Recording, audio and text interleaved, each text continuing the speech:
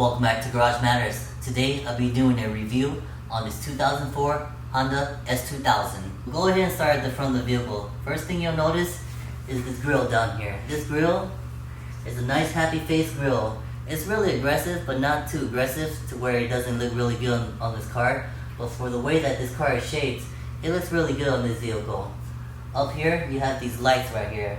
And I really like how Honda went ahead and added these projector lights onto this car. Let's talk wheel and tire combination.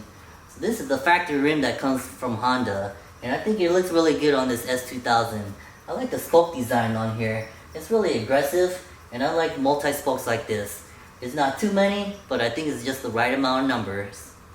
Now this tire is a 215 by 45, so that extra cushion is going to help improve the ride quality on this vehicle. On this front fender, I really like how Honda went ahead and put this yellow side marker. It really reminds me of these Japanese cars that come with these yellow side markers. Also on the side right here you have S2000, and I think the S2000 plus this yellow side marker really adds a really nice touch to this car. Now for the rear tires, they are wider than the front tires. These rear tires, they are 245. This is the back of both vehicles lined up.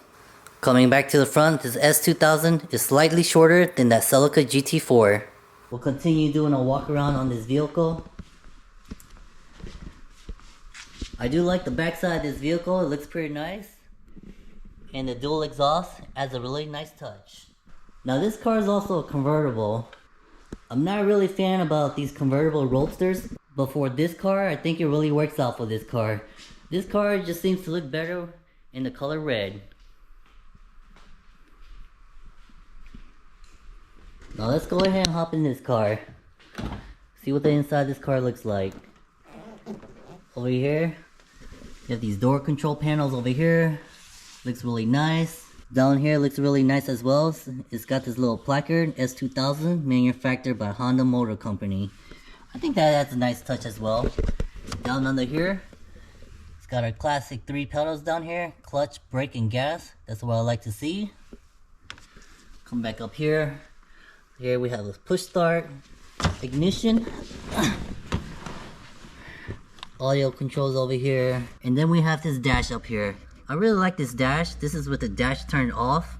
This is a digital dash, but then these numbers are printed on here. It might seem a little weird, but I kind of like it because it seems like it's almost a hybrid mix between analog and digital. We'll go ahead and put the key in the ignition and turn it to the on position.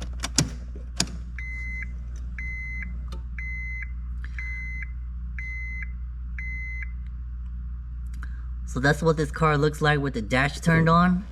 It's actually pretty cool. I really like it. This car only has 62,000 miles for 2004. We'll come back over here to the center console. So in this center console, what I really like is you have a real manual e-brake again. Here you have a 6-speed transmission, 1 through 6, and then reverse is all the way to the right. So what I noticed about going into reverse on this car is something that I've never noticed before with manual transmissions. So in order to get into reverse, you have to press down on this shifter and then go all the way right and down into reverse. Kind of like this. Now what I really like about Honda is these gear shifters. Every single Honda that I've driven, it feels like I could just slam it into gear. So going from first to second, I just pull down as hard as I can and it always goes into gear. Same thing when it goes into third and fourth. I just slam it into those gears. And when you hear guys talk about slamming gears, that's what you're really doing. You're really slamming it as hard as you can to get into that gear. And for these Hondas, that's normal because you can really do it with these gearboxes. Other cars, like my Celica over there, it's totally different. I really can't slam it into those gears.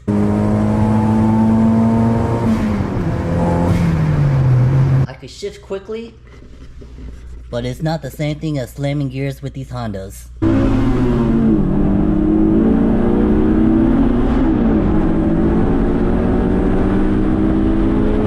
Here's a really nice touch as well to hide the entertainment system. We're gonna pop it open and see what this car comes with.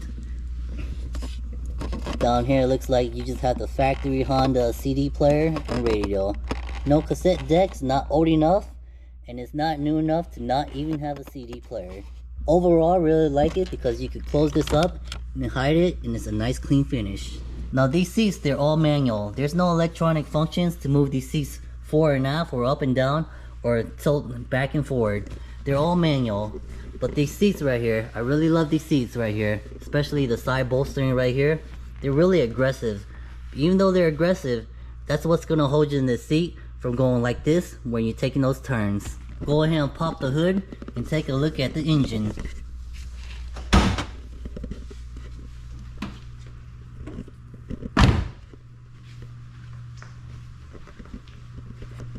Now with the hood propped open, we'll take a look at this engine. We'll go ahead and start by this air filter box right here. So it looks like it's got this little scoop right here to catch the air into this air box and into the throttle body. We'll take a look at this throttle body. Something that I noticed that I really like about this vehicle is that it still has the cable link system for the throttle body. So again, on this car, this cable is connected to this butterfly valve right here, which is connected to the gas pedal. So when you step on the gas pedal, you're actuating this butterfly valve through this cable right here. And I'm just an old school kind of guy, and I really like this setup because the throttle response is instant. Now let's move over to this engine and talk about this engine. First thing we notice, standing straight in front of it, that is mounted vertically because it's a rear wheel drive. We'll come around to the side right here. Second thing I noticed is this red valve cover lets me know that it's the top of the line motor for Honda. You'll notice red valve covers for Type Rs as well. And considering it's a dual overhead VTEC, this isn't no B series, not even a K series, but it's a F series. This F series produces about 240 horsepower and 160 foot-pounds of torque. This engine, when it hits 8,000 RPMs, sounds like a race car. I like it so much more than over here on my turbo Celica. This turbo Celica redlines at 6800, but it's no comparison to the sound that the sweet F series makes when it hits 8,000 RPMs. Take a look at where the wheel is mounted at the bottom of the screen, and then take a look at where this motor is mounted. So this motor is mounted behind the front wheels. So what that's going to do is help improve the weight distribution of this vehicle to be more centered, which is why this S2000 handles so well on the road. Now let's go ahead and talk about this hood real quick. When I was propping it up earlier, I noticed how light it was. I'm pretty sure it's made out of aluminum, but we'll go ahead and stick this magnet on to go ahead and verify that. So this magnet doesn't stick on here, so I'm pretty sure this hood is made out of aluminum. Now one thing I noticed about driving this car on the road is the suspension. It's still on the factory suspension, but this factory suspension is really stiff. Some of you guys might like it, and some of you guys might not like it. But for me, I like a stiff suspension. Even though you're going to feel everything in the road, I feel like the stiffness does help in the car's handling performance. And unfortunately, when it was time to take this car out to the road and do the recordings, it started raining. So I didn't want to take this car out during the rain, so I left it here in the garage. But with my short time with this vehicle, I was able to drive it around town. And the few times I was able to hit VTEC, it sounded really sweet. It reminded me of the old days when these cars had high revving engines without the turbos. And remember to join us next time on Garage Matters and hit that like and subscribe button.